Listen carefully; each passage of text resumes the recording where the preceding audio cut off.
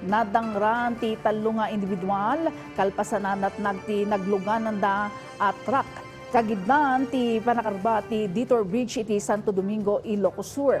Kabiyata na mabalbalaagan met dagiti residente iti La Union iti panagridam da kontra kadagiti agtatnakaw iti probinsya kasarun iti panakagameg ti talo akamang ti snatch and pass.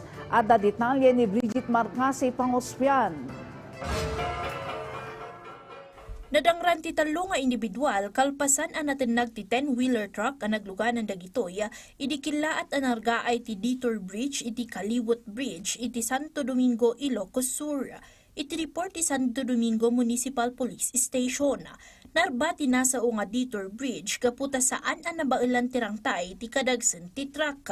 Itimot official statement ti DPWH, manarimaan ti panang tinitingday ti kasasaad tirangtay ken nangipasdagda iti 20-ton capacity bridge nga agserbi kas detour kabayatan iti panakatarimaan ti permanente arangtay iti lugar.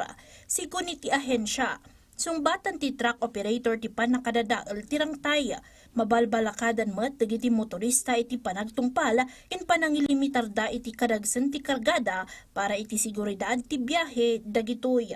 Iti matbunnag ti lokal a gobyerno ti Santo Domingo. Agtultuloy ti panakikoordinar da iti DPWH tapno maipasigurado ti kinatalgad dagiti umili ken motorista a lumabas iti nasao arangtay. Kabayatan na, arestado ti talo nga individual gapo iti maatap a panagtakaw da iti cellphone babaen iti snatch and pass tactic iti may sa bar iti San Fernando City, La Union.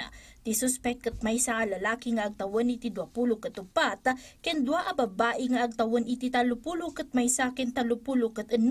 Agpapada dagitoy a residente ti Metro Manila ken posible a miyembro da ti criminal group nga agdakdakiwas iti Metro Manila ken da dumapay a rehiyon. Naaktuan dagitoy nga agpipinasa iti cellphone at tinakaw da ana paneknekan kalpasan ana recover kadakwada tinatakaw a cellphone dagiti customer iti nasao a bar. Dumanon iti 57 nga individual ti kinameg ti La Union Provincial Police Office kagidan ti makalawas nga operasyon da kontra iti nagduduma a kriminalidad iti probinsya. Iti datos, sa nga pulo ket maysa ti anti-illegal drug operations nagresulta iti panakakameg ti sa nga pulo ket talo nga individual ken panaka-recover ti 12.3 gramo ti shabu nga aggatad iti 82,640 ken 87 gramo ti marijuana nga aggatad iti 10,440. Itimot pan nakaiserbi ti warrant of arrest sa nga pulo tinakamaga pa kailamanan ti Maysa Provincial Most Wanted.